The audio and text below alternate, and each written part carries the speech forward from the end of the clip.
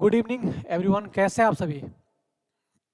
उम्मीद करते हैं हम भी ठीक ही हैं और आप भी आपसे भी उम्मीद कर रहे हैं कि आप भी ठीक ही होंगे। ठीक है, आप लोग हमसे उम्मीद कीजिए, हम आपसे उम्मीद कर रहे हैं। ठीक है, और इस चलिए थोड़ा सा मतलब अब बोर्ड थोड़ा सा स्टार्ट हो गया। यानी चलिए आज हम लोग पिछले क्लास को जो लेक्चर कंप्लीट कर चुके थे उस लेक्चर को हम लोग आगे की ओर कंप्लीट करेंगे यानी बढ़ाएंगे। ठीक है, चलिए कहाँ थे हम लोग, ऐसे कैसे हो जाता है सब्जी। एक मिनट।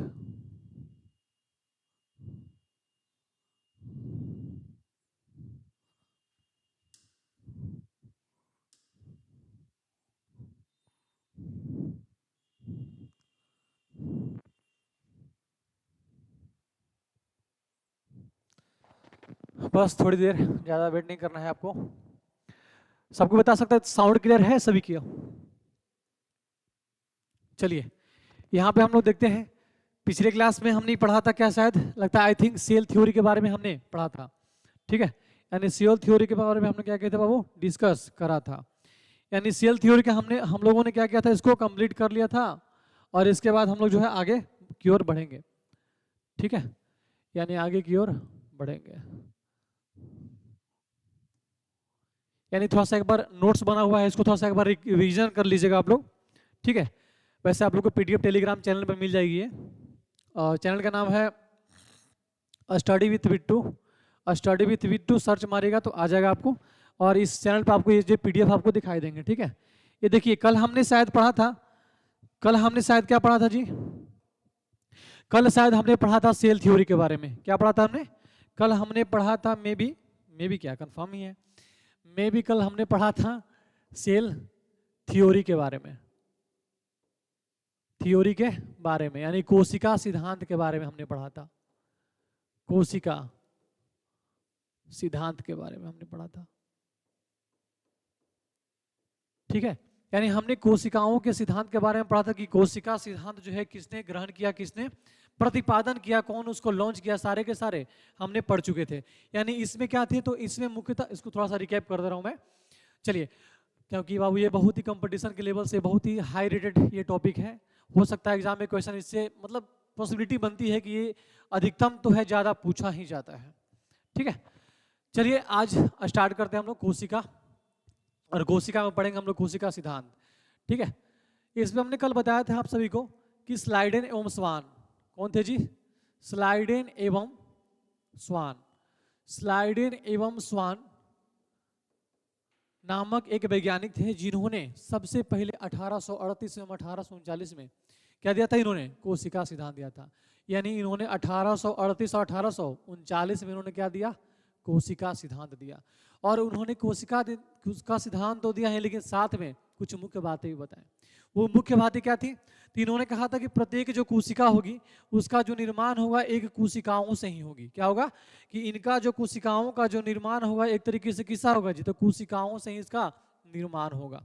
यानी प्रत्येक जो कोशिका होती है उसकी क्या होती है, एक कोशिका से ही निर्माण होती है ना। लेकिन उसमें ये नहीं बताया था उन्होंने, ये नहीं बताया था, उन्होंने ये कहा था कि कोशिका चाहे जिस भी प्रक्रिया से विकासशील पे रहे, चाहे कोशिका जो है किस भी चीज से क्या करे, विभाजन करे या फिर जो भी क्रिया करे, लेकिन उसमें मुख्य भाग जो रहेगा वो किसका रहेगा, तो केंद्रक का रहेगा। किसका रहेगा जी, केंद्रक का।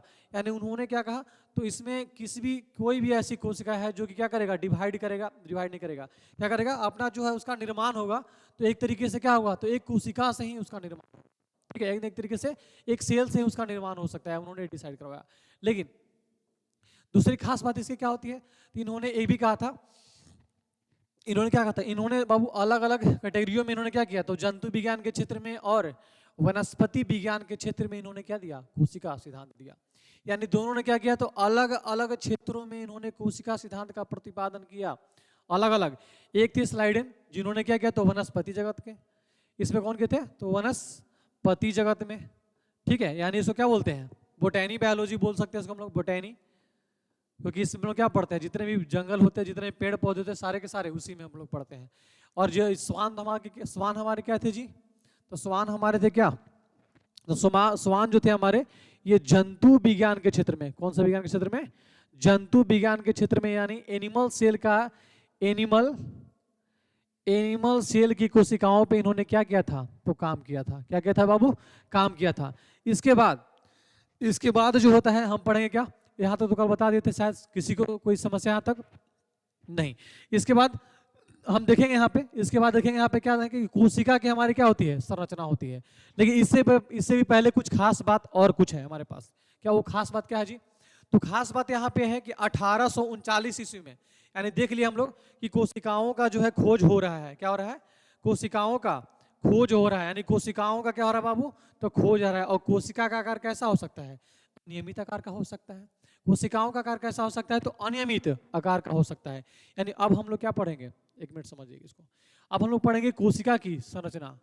अब क्या पढ़ेंगे बाबू, कोशिका की संरचना,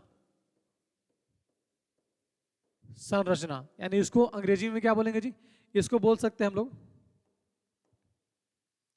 इसको क्या बोलेंगे बाबू, स्ट्रक्चर ऑफ सेल। यानी कोशिकाओं का हम क्या कर रहे हैं, पूर्ण अध्ययन कर रहे हैं बाबू, ठीक है। अब यहाँ पे ध्यान समझिएगा, क्या बोल रहा है कि ये कोशिका जो होती है, इसका आकार जो होगा बिल्कुल क्या होगा, अनियमित होगा। कैसा होगा, अनियमित होगा, यानी इसमें इसका कोई भी आकार नहीं होता है। यानी कहने का मतलब यहाँ पे कि कोशिका जो है गोलाकार भी हो सकता है, ऐसा भी आकार के आपके हो सकते हैं, और ऐसे आकार के भी क्या हो सकते हैं आपके कोशिका पाए जा सकते हैं। लेकिन इसमें खास बात क्या था, तो इसमें खास बात ये था कि इसके मध्य में क्या पाए जाते हैं बाबू, तो केंद्रक पाए जाते हैं। यानी इसके मध्य में क्या हो सकते हैं, केंद्रक पाए जाते हैं। और केंद्रक का भी एक खास लोकेशन यहाँ पे नहीं है, हमारे सेल के अंदर इसका भी एक खास लोकेशन नहीं है ना। ये कोशिका केंद्रक जो होता है ये कहीं भी पाए जा सकते हैं, हमारे सेल में कोशिका जो होते हैं कहीं भी पाए जा सकते हैं। और यही बताया था कि यही कोशिकाओं, यही जो केंद्र कोशिका के जो आंतरिक भागों में पाए जाते हैं, ये भाग को हम लोग क्या बोलते हैं, इसी भाग को हम लोग बोलते हैं केंद्रक बाबू। क्या बोलते हैं बबुआ, केंद्रक बोलते हैं। और केंद्रक जो है, और यही केंद्रक का खोज किसने किया था, तो रॉबर्ट ब्राउन ने। कौन किया था बाबू, तो रॉबर्ट ब्राउन ने सबसे पहले केंद्र का खोज किया था 1831 ईस्वी में। हमने बताया भी था शायद कि इन्होंने 1831 ईस्वी में क्या किया था, तो कोशिकाओं का खोज किया। कोई दिक्कत यहाँ तक किसी को, कोशिका का आकार कैसा भी हो सकता है, अनियमित भी हो सकते हैं, कोई दिक्कत। इसके बाद हमारा क्या कहता है पॉइंट जो है आ गया, ठीक है।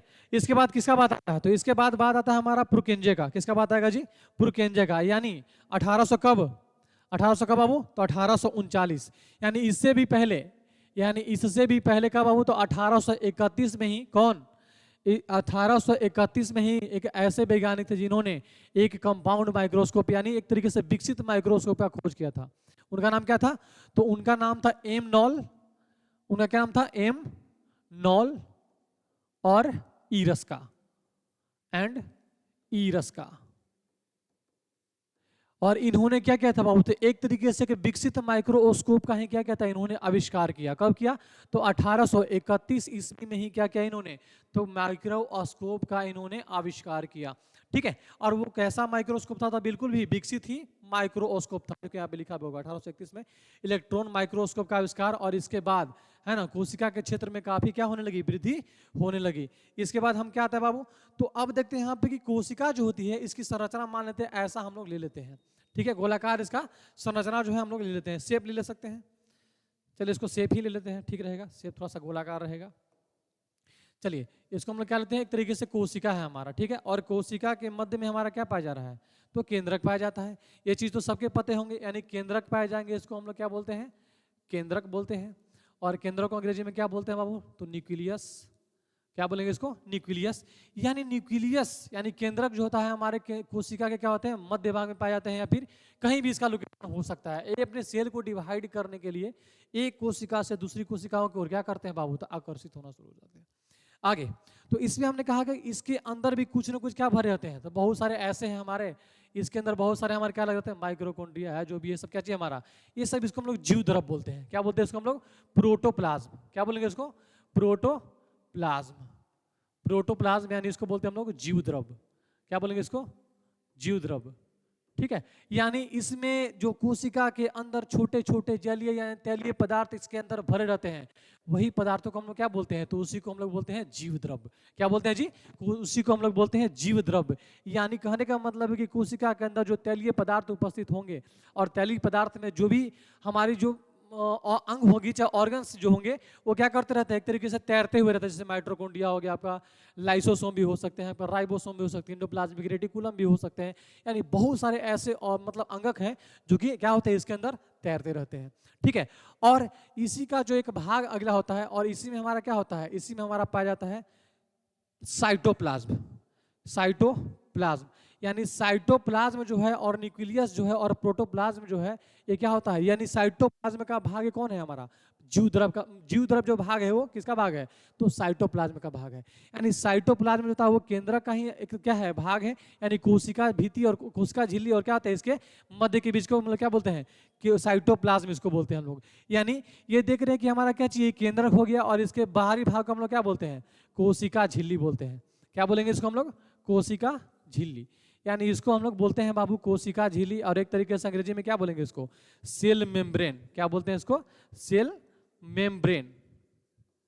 यानी कोशिका झिल्ली हमारा क्या पाया जाता है, तो कोशिका झिल्ली जो होती है ये केंद्र के बाहरी संरचनाओं में ये पाई जाती है, और इसके अंदर क्या भरे होते हैं, तो जीव द्रव जो होते हैं भरे रहते हैं, और जिसके अंदर से हमारा जितना भी ऑर्गेनेल होते हैं वो सारे के सारे क्या होते हैं, इसके अंदर तैरते रहते हैं। और साइटोप्लाज्म जो है यानी केंद्रक द्रव जो है, इसको क्या बोलते हैं, एक तरीके से हम लोग एक तरीके से बोल सकते हैं कि ये प्रोटोप्लाज्म का क्या है, तो भाग है।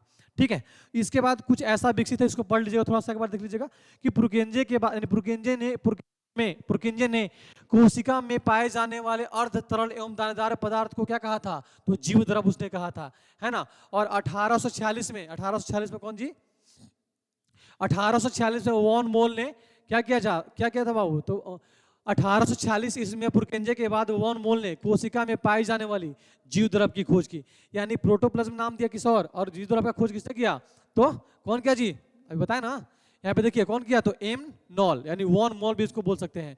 यानी वॉन मॉल जो थे क्या किया बाबू, तो जीव द्रव के अंदर पाए जाने वाली संरचनाओं को क्या किया उन्होंने, खोज किया। ठीक है, उन्होंने क्या किया, खोज किया। एक खास पॉइंट है, पूछता है कभी कभी एग्जाम में, मन है तो दे भी देता है, नहीं तो नहीं भी देता है।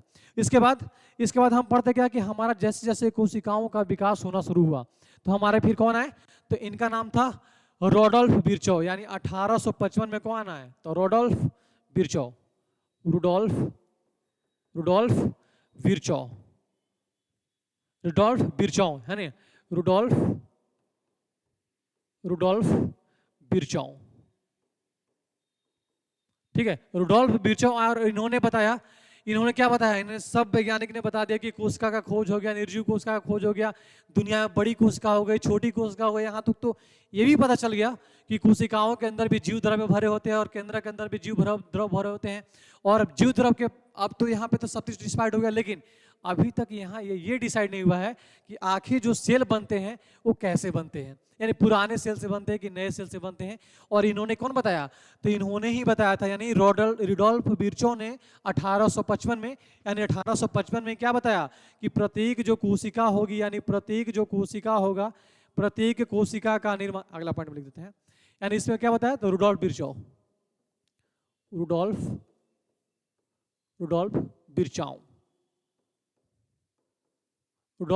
इसको बोलते हैं। ठीक है, इन्होंने ये बताया कि प्रत्येक जो कोशिका होगी, इन्होंने क्या बताया, तो इन्होंने बताया कि प्रत्येक जो कोशिका होगी, प्रत्येक जो कोशिका होगी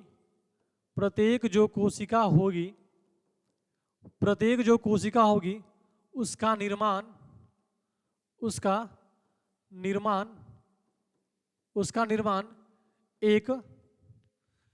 एक पुराने कोशिका से होता है, एक पुराने कोशिका से होता है। यानी कहने का मतलब यहाँ पे क्या है बाबू, तो बोल रहा है कि जो भी हमारे पास सेल बनेंगे, यानी जो भी हमारे पास क्या होगी, तो कोशिका का निर्माण होगा। एक तरीके से उसके पूर्वज यानी पुराने कोशिका से क्या होगा, तो उसका निर्माण हो सकते हैं। जैसे कि हमने आपको कल बताया था कि मान लीजिए कि हमारा क्या है, पेरेंट सेल है, यानी मेल पेरेंट सेल है, ठीक है, मेल पेरेंट है, और दूसरा आपका क्या है, तो फीमेल पेरेंट है, यानी क्या है बाबू, हमारा फीमेल पेरेंट है, फीमेल पेरेंट है। और हम यही बताए थे कि दोनों के सहयोग से क्या बनता है, तो एक इसमें से होते हैं, सॉरी इसमें क्या होगा बाबू, तो इसमें होते हैं हमारे स्पर्म, यानी इसको हम लोग शुक्राणु बोलते हैं, और इसको क्या बोलते हैं, एग, यानी ओवम भी इसको हम लोग बोल सकते हैं, ठीक है। यानी ये दोनों के सहयोग से क्या होता है, तो एक तरीके से क्या बनता है जी, तो जाइगोट का निर्माण होता है। यानी यहाँ पे क्या होगा, तो जाइगोट का निर्माण होगा, जाइगोट का निर्माण होगा, और जाइगोट से फिर क्या बनेगा, तो इम्ब्रियो बनेगा। क्या बनेगा, इम्ब्रियो, और इम्ब्रियो से क्या बनेगा हमारा, तो फियोटस बनेगा, यानी इसको क्या बोलते हैं, गर्भाशय बोलते हैं, चाहे गर्भ बोलते हैं, फियोटस बनेगा, और फियोटस से हमारा फिर क्या बनेगा, चाइल्ड बनेगा। यानी देख रहे हैं यहाँ पे कि एक जो हमारा नए संतान की जो उत्पत्ति हो रही है, एक तरीके से पुराने कोशिका से हो रही है। यहाँ पे देख रहे हैं कि इसका क्या है, मेल पेरेंट जो है और फीमेल पेरेंट जो है, ये दोनों के संयोग से ही क्या बढ़ रहा है, तो एक पुराने कोशिका का निर्माण हो रहा है। यानी एक डेड सेल से, सॉरी एक मतलब लिविंग सेल से क्या हो रही है, तो एक नए सेल का क्या हो रही है, निर्माण हो रही है। तो यहाँ पे हम लोग कह सकते हैं बाबू कि जो हमारी कोशिकाएं हैं वो विकास करती हैं, चाहे विकास सेल पे गति करते हैं, चाहे हमेशा प्रक्रिया पर बढ़ते ही रहते हैं। तो इसका कारण सिर्फ और सिर्फ क्या हो सकते हैं, नरेंद्र मोदी कारण नहीं है यहाँ पे, है ना। यहाँ पे कारण कौन है, तो यहाँ पे कारण कौन हो सकते हैं, तो हमारे पूर्वज कोशिका, यानी पुरानी कोशिका जो होते हैं क्या हो सकते हैं, हमारे कारण हो सकते हैं। यहाँ तक समझने में किसी कोई समस्या नहीं ना। इसके बाद आगे बढ़ते हैं, हम आगे बढ़ते तो यहाँ पे देखिए कोशिका की संरचना देख लिया। यहाँ पे बोले कि जीव द्रव्य में जो होती है, कि जीव द्रव्य को पुनः दो भागों में क्या किया गया, विभाजित किया गया है। और कोशिका तथा केंद्रक, यानी कोशिका तथा क्या बोल, अरे कहाँ गया है, क्या बोल रहा है कि कोशिका तथा केंद्रक, कोशिका तथा केंद्रक, कोशिका द्रव्य यानी साइटोप्लाज्म में ढेर सारी संरचनाएं पाई जाती है, जो दो प्रकार की होती है। पहला का हम लोग क्या बोले कि जीव द्रव्य रचनाएं, और दूसरा का हम लोग क्या बोलते हैं, पहला का हम लोग बोलते हैं जीव द्रव्य रचनाएं, या फिर ऑर्गेनाइड इसको बोलते हैं हम लोग। पहला का हम लोग क्या बोलते हैं जी, कि जीव द्रव्य रचनाएं, यानी पहला का हम लोग क्या बोलते हैं, जीव द्रव्य, इसको बोलते हैं जीव द्रव्य रचनाएं। और इसमें आपका पहला क्या हो जाएगा, तो ऑर्गेनाइड, क्या बोलते हैं इसको, ऑर्गेनाइड्स, ठीक है। यानी ऑर्गेनाइड जो होते हैं एक तरीके से क्या है, तो एक तो हमारा जीव द्रव्य का ही भाग है, जिसमें बहुत सारे हमारे ऐसे मतलब ऑर्गेनाइड जो होते हैं वो पाए जाते हैं, और इनकी संरचना जो होती है बिल्कुल सजीवों की तरह होती है। यानी ये लिविंग स्ट्रक्चरों में पाए जाते हैं। यानी किसमें पाए जाएंगे बाबू, तो ये सजीव प्राणी में पाए जाएंगे, यानी सजीव प्राणी में ये पाए जाते हैं। यानी सजीव प्राणी कहा जाए तो लिविंग ऑर्गेनिज्म बोल सकते हैं, चाहे स्ट्रक्चर भी बोल सकते हैं। लिविंग ऑर्गेनिज्म में क्या होते हैं, ये पाए जाते हैं, ठीक है। यानी लिविंग ऑर्गेनिज्म में क्या आ जाएंगे बाबू, ये पाए जाएंगे, ठीक है। यानी लिविंग ऑर्गेनिज्म में क्या होगा बाबू, ये पाए जाएंगे, ठीक है। आगे बोल रहा है क्या इसमें, कि इसके अंतर्गत कौन कौन से ऐसे तत्व है, चाहे कौन कौन से ऐसे पदार्थ है जो कि इसके अंतर्गत आते हैं। तो पहला आपका हो सकता है, पहला आपका क्या होगा जी, को बताएंगे।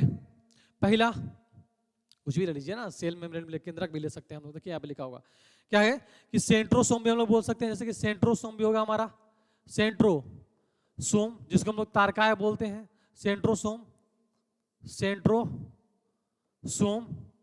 दूसरा हमारा राइबोसोम भी हो सकता है। दूसरा क्या होगा बाबू, राइबोसोम। दूसरा क्या हो जाएगा, राइबोसोम भी हो जाएगा, है ना, राइबोसोम हो जाएगा हमारा। बाइलिंगुअल पढ़ा दे रहे हैं आप सभी को, कोई दिक्कत नहीं है। तीसरा हमारा माइटोकॉन्ड्रिया भी हो सकता है। तीसरा हमारा माइटोकॉन्ड्रिया भी हो सकता है। तीसरा हमारा क्या है, माइटोकॉन्ड्रिया। चौथा आपका क्या हो सकते हैं, चौथा आपका हो सकते हैं लाइसोसोम। चौथा आपके क्या हो सकते हैं, लाइसोसोम, यानी इसको क्या बोलते हैं, लाइसोसोम। और आपका अगला जो है वो आपका अगला जो है क्या हो सकता है, तो इसको क्या बोलते हैं, इंडोप्लाज्मिक रेटिकुलम। इंडोप्लाज्मिक रेटिकुलम क्या बोलते हैं जी, इंडोप्लाज्मिक रेटिकुलम। यानी इसको बोलते हैं क्या जी, अंतःप्रदवी जलिका बोलते हैं ना जी, अंतःप्रदवी, ठीक है, अंतःप्रदवी जालिका। यानी ये जालिका भी मुख्यतः दो प्रकार के होते हैं, कौन कौन? तो दूसरा होता है हमारा स्मूथ, आगे बताएंगे भी, स्मूथ, और दूसरा क्या होगा जी? रफ। यानी दो प्रकार इसमें क्या होते हैं, पाए जाते हैं। और एक और कुछ छूट रहा है जी, ठीक है, एक और वीवीआई हमारा, ये सबसे वीवीआई होता है जिसको हम लोग क्या बोलते हैं, जिसको हम लोग बोलते हैं लवक। क्या बोलते हैं इसको जी? लवक। यानी छठा हमारा क्या हो जाएगा? प्लास्टिड। यानी प्लास्टिड को हम लोग क्या बोलते हैं? लवक। ठीक है, यानी लवक जो होगा हमारा क्या हो सकता है? तो देख रहे हैं कि इतने सारे जो हमारा क्या है, ऑर्गेनोइड है। यानी जीव द्रव्य में हम लोग क्या देखें कि जीव द्रव्य की रचनाएं में पहले रचना हम लोग क्या देखें, तो ऑर्गेनोइड को देखें, हम लोग क्या देखें? ऑर्गेनोइड को देखें।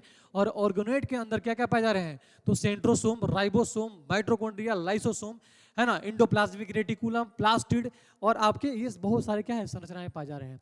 लेकिन इसका दूसरा जो भाग होता है उसको बोलते हैं हम लोग मेटाप्लास्ट। क्या बोलते हैं उसको? दूसरे वाले को हम लोग बोलते हैं मेटाप्लास्ट। पहला हमारा ऑर्गेनोइड हो गया, दूसरा क्या हो गया हमारा? मेटाप्लास्ट। यानी मेटाप्लास्ट, या हिंदी में भी वैसे ही बोल सकते हैं और अंग्रेजी में भी, दोनों को सेम ही बोल सकते हैं। ठीक है, इसको क्या बोल सकते हैं? हिंदी और अंग्रेजी में दोनों में सेम ही बोलते हैं, मेटाप्लास्ट। ठीक है, और मेटाप्लास्ट की जो संरचना होती है बिल्कुल कैसा होगा बाबू? तो बिल्कुल भी इसका संरचना जो होती है वो क्या होता है, ये बिल्कुल जो इसकी संरचना होगी एकदम क्या, निर्जीव होती है। यानी कि इसकी संरचना जो होगी वो क्या होती है? तो निर्जीव होती है। क्या होती है बाबू? निर्जीव संरचना होती है। और इसके अंदर क्या क्या पाए थे बाबू? तो इसके अंदर आपके क्या पाए जाएंगे? अरे कहाँ चल जाता है, इसके अंदर क्या हो जाएगा? इसके अंदर पाए जाएंगे आपके रसधानी, वसा,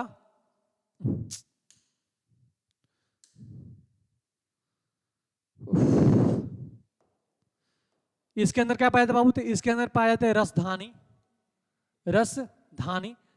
जिसको हम लोग वैक्यूल्स बोलते हैं अंग्रेजी में, चाहे बकलोल भी इसको बोल सकते हैं हम लोग, वैक्यूल्स, या फिर बसा, या फिर ग्लाइकोजेन, यानी दो तीन चार प्रकार कैसे हो सकते हैं। और इसकी संरचना जो होती है बिल्कुल कैसी होगी? तो बिल्कुल इसकी संरचना जो होती है वो निर्जीव होती है। कैसा होगा बाबू? तो निर्जीव होती है। और ये पीत रस में भी पाया जाता है थोड़ा बहुत। ठीक है, अब देखें यहाँ पे, अब देखा हमने कि ये कोशिका जो है हमारा, कोशिका झिल्ली के अंतर्गत ये सब जो चीजें पाई जा रही हैं, यानी हमारे सेल के अंदर जो है ये सब सारी की सारी क्रियाएं ये हो रही है। लेकिन इसके बाद हम लोग आगे पढ़ेंगे, अब हमारा जो मुख्य टॉपिक होगा और सबसे वीवीआई जो टॉपिक होगा वो हमारा क्या होगा? तो सेल मेम्ब्रेन। क्या होगा? Cell membrane. तो आगे हम लोग पढ़ेंगे किसके बारे में? तो सेल मेम्ब्रेन के बारे में पढ़ेंगे। ठीक है, किसके बारे में पढ़ेंगे बाबू? तो सेल मेम्ब्रेन। सेल मेम्ब्रेन यानी इसको क्या बोलते हैं? कोशिका। इसको क्या बोलते हैं बाबू? कोशिका झिल्ली। यानी इसको हम लोग क्या बोलते हैं? कोशिका झिल्ली। बहुत गर्मी लग रहा है जी, आप लोग भी महसूस नहीं हो रहा होगा, लेकिन थोड़ा सा आपको भी समझ में आ रहा होगा कितना थोड़ा सा पसीना लगता है किसी चीज़ को करने में। इसलिए आप लोगों से गुजारिश है कि थोड़ा सा ज़्यादा से ज़्यादा इसको शेयर कीजिएगा। कभी अभी तक बोले नहीं, लेकिन फर्स्ट टाइम है इसलिए मैं बोल दे रहा हूँ। ऐसे में कभी बोलूँगा नहीं ऐसी चीज़ को लिए। ठीक है, आप खुद इस चीज़ को मतलब परफॉर्मेंस कर सकते हैं कि आखिर जो है हमारा सामने वाला शिक्षक जो है कैसे बेहतर तरीके से पढ़ा रहा है। और यही नहीं बल्कि बाकी अभी तो मेरा पहला लेक्चर है, अभी तो पूरा डेमो बाकी है। अभी मैं हाल ही फिलहाल में आप लोगों को केमिस्ट्री चालू करूँगा, है ना, केमिस्ट्री चालू करूँगा। उसके बाद अभी तो फाउंडेशन बैच के चल रहे हैं कोर्स, लेकिन इसके बाद जो है अगस्त मंथ तक आप सभी का जो आपके जो जूनियर बच्चे होंगे, जो आपके घर में भाई बहन होंगे छोटे छोटे 10th और 12th में जो पढ़ रहे होंगे, उनके लिए क्रैश कोर्स के बीच चलाई जाएगी। यानी क्रैश कोर्स जो होगा मतलब जो स्टार्ट होगा वो लगभग जो है मतलब अक्टूबर तक, है ना, सितंबर अक्टूबर तक में भी जो है ये इसको स्टार्ट कर दिया जाएगा, चाहे उससे पहले भी हो सकता है। तो कहीं भी बाबू करना पड़ेगा तो मेहनत तो करना पड़ेगा, यहाँ बोर्ड के एग्जाम हो या फिर कंपटीशन का एग्जाम हो। कंपटीशन में आपको दयनीय स्थिति ये है कि आपके जैसे बहुत सारे लोग जो है बैठे हुए हैं और उनका भी नहीं और आपका भी नहीं हो रहा है। तो मेहनत हम दोनों को करना है। अगर मेहनत आज हम लोग करेंगे तो जाहिर सी बात है कि जो हमारा मेहनत है आज नहीं तो कल जो है रंग जरूर लाएगा। ठीक है कि ना? इसलिए अभी फिलहाल अपने करियर पे फोकस कीजिए। बाकी करियर, विदाउट करियर को फोकस करने के लिए आपके माता पिता हैं, हर चीज़ में सपोर्ट करने के लिए आपके माता पिता है, पेरेंट्स हैं। वो उनसे बड़ा कोई गुरु आज के ज़माने में नहीं हो सकता है। और आप लोग बच्चे हैं नहीं कि ये सब चीज़ जो है आप सब सभी को बताया जाएगा। ये सब 10th 12th के बच्चों को बताया जाता है तो थोड़ा सा अच्छा लगता है। लेकिन आप थोड़ा सा क्या हो चुके हैं? मैच्योर हो चुके हैं, यानी ग्रेजुएशन पास हो चुके हैं। और अगर ग्रेजुएशन भी नहीं पास हुए हैं तो 12th के लेवल पर अगर पास हो चुके हैं तो आप भी थोड़ा सा स्टैंडर्ड लेवल में ही आ जाते हैं। इसलिए चीज़ों को थोड़ा सा ध्यान से समझिएगा। अगर कहीं भी समझने में कोई भी समस्या हो तो सर वहीं पे मैसेज कीजिएगा। आप लोग बोलिए कि सर समझ में नहीं आया, या फिर टेलीग्राम पे चैनल बना दिया गया है, आप लोग इस चीज़ को कर सकते हैं। ठीक है, लिखा हुआ चैनल का नाम है study study with Bittu, study with Bittu, इस पे सर्च मारिएगा तो अच्छा सा मतलब एक चैनल है, उसको सब्सक्राइब कर लीजिएगा आप लोग। और सब्सक्राइब करते हैं तो उसमें आपको दिया हुआ जो भी लेक्चर रहेगा, ये सारे के सारे नोट्स तो मिलेंगे ही, लेकिन जो हम खुद के द्वारा मेरा पीपीटी तैयार किया हुआ है वो भी आपको क्या करेगा, उसी ग्रुप में जो है आपको डाल दिया जाएगा। ठीक है, तो फिलहाल सेल मेम्ब्रेन को हम लोग अभी पढ़ेंगे कुछ देर में, और इसको चालू करने के बाद थोड़ा सा गर्मी ज़्यादा हो रही है दोस्तों, तो परेशानी थोड़ा सा ज़्यादा हो रही है, लेकिन फिर भी आप लोग पुराना कहावत तो सुने ही होंगे, है ना, सुने ना जी, कि जो पानी से नहाता है वो लिबास बदलता है, और जो पसीने से नहाता है वही इतिहास बदलता है। इसलिए आज हम लोग को मेहनत करना है बहुत ही एकदम कॉम्प्लिकेटेड केस में। बिना नौकरी के बाबू कोई आज तक कोई कुछ भी चीज़ संभव नहीं है। समाज में जो है आपको कहीं भी कोई भी इज्जत करने वाला नहीं है, कोई भी इज्जत नहीं करने वाला सिवाय आपके पेरेंट्स या फिर आपके माता पिता, दूसरा में से कोई नहीं। ठीक है, इसलिए करियर पर फोकस कीजिए, यही जो है आपको एक मंजिल तक लेके जा सकती है। दूसरा, आपके सारे के सारे रास्ते क्या हैं, ब्लॉक हैं, यानी सारे के सारे रास्ते क्या हैं, आप ब्लॉक हैं। और ये शिक्षा ही एक ऐसा, एजुकेशन ही आपका एक ऐसा रास्ता है जो कि आपको एक मंजिल तक लेके जा सकता है, अन्यथा दूसरा रास्ता कोई नहीं है। ठीक है, हम भी अपने जमाना में टॉपर हुआ करते थे, हम भी अपने जमाना में टॉपर हुआ करते थे, है ना, हम भी बाबू एक जमाने में क्या हुआ करते थे, टॉपर हुआ करते थे। इश्क बाजी सब कुछ करके देख लिया हमने, लेकिन सबसे जो मजा है वो पढ़ाई में ही है, दूसरा मजा क्या है। क्योंकि इसी बात पे एक चीज याद आता है, थोड़ा सोच रहा हूँ कि बोल ही दो आप सभी को, कि जिंदगी रही हो या स्कूल की क्लास, कि जिंदगी रही हो या स्कूल की क्लास कभी सीरियस नहीं लिया, कि जिंदगी रही हो या स्कूल की क्लास कभी सीरियस नहीं लिया। आवारापन में उबर, पढ़ाई में सुपर, यानी आवारापन में उबर, पढ़ाई में सुपर। घमंड किया तो घास नहीं डाला, और इज्जत किया तो सर पर बैठाकर सही से किया। और इश्क में चिट्ठी लिखे तो आशिक भी हम ही थे और कबूतर भी हम ही थे। और बात रही काबिलियत की तो बैक बेंचर्स भी हम ही थे और टॉपर्स भी हम ही थे। इसलिए आज हम लोग को मेहनत करना है। आज हमारा जितना बुलंदी मेहनत होगा, उतना ही कल हमारा जो सफलता होगा बहुत ही जोरों और शुरू के साथ होगी। ठीक है, इसलिए आज स्टार्ट करेंगे हम लोग। अब सेल हो गया बहुत सारा, इतना जरूरी भी है ना। चलिए आज हम लोग पढ़ेंगे सेल मेम्ब्रेन के बारे में, यानी कोशिका झिल्ली के बारे में पढ़ेंगे। तो कोशिका झिल्ली की संरचना कुछ ऐसी होती है बाबू। मैं सोच रहा हूँ इसको आज यहीं तक स्टॉप कर दूं, क्योंकि थोड़ा सा लंबा क्लास हो गया और लाइन भी नहीं है। ठीक है, लाइन भी नहीं है, बिजली भी नहीं है, थोड़ा सा समस्या हो रही है थोड़ा सा। तो क्या करूँ, रुक दूँ आज के लिए इतना ही कर दूँ, कल इसको बताता हूँ सेल मेम्ब्रेन के बारे में, कोई दिक्कत। आज यहीं तक रखता हूं, कल मिलूंगा आप सभी से सेल मेम्ब्रेन के नए टॉपिक के साथ और एक नए उमंग के साथ और नए जज्बात के साथ। और आप लोग भी रेडी होकर आइए, और हम तो हैं ही, है ना, हम तो हैं ही, और आप लोग को भी रेडी होना है। अगर हम दोनों साथ में अगर एक साथ जंग लड़े तो जाहिर सी बात है सक्सेसफुल होने से कोई नहीं रोक सकता है। दुनिया की कोई ऐसी ताकत नहीं जो कि हम लोग को सक्सेसफुल होने से रोक दे। लेकिन फिलहाल आप लोग बच्चे नहीं है कि बार बार ऐसे चीज़ को आप लोग को समझाया जाएगा।